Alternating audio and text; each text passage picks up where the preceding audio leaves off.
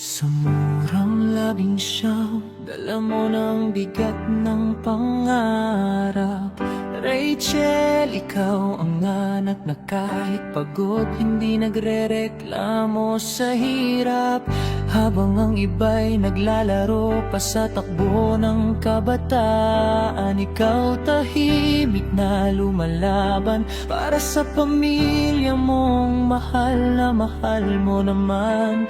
Bawat araw na bumabangon ka, hindi lang para sa sarili,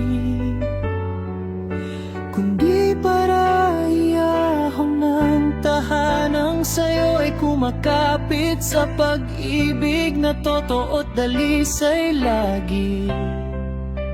Ikaw ang haligi kahit ikaw ay anak pa lang.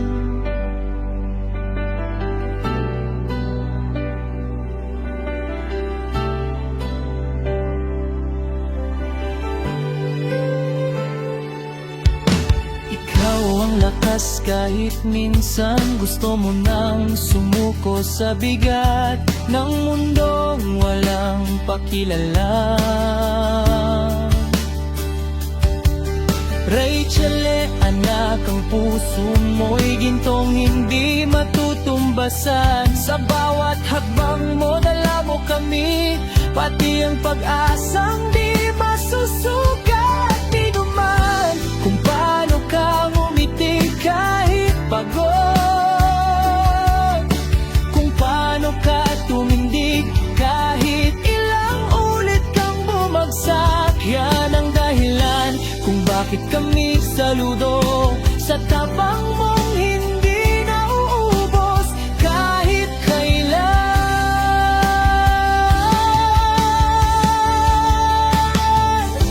Kung tunay na bayani ang hinahanap, hindi man layo ang pupuntahan, nasa tahanan ka lang, sa kwarto mong maliit, nagdadasal na sana bukas mas magaan, mas maliwanag.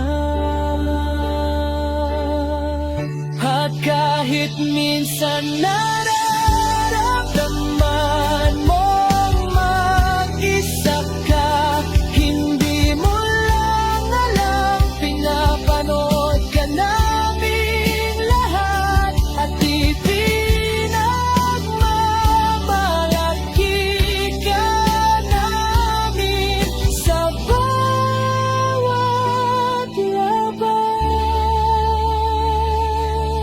Rachel, sana maramdaman mo, hindi ka lang breadwinner, ikaw ang pangarap naming natutupad. Ikaw ang dahilan ng pag-asa, ikaw ang anak na handang magmahal ng higit pa sa sarili niya. At sa bawat pagod na nararamdaman mo, naway may yakap na magpapaalala. Anak, hindi ka nag-iisa. At salamat sa lahat ng ginagawa mo.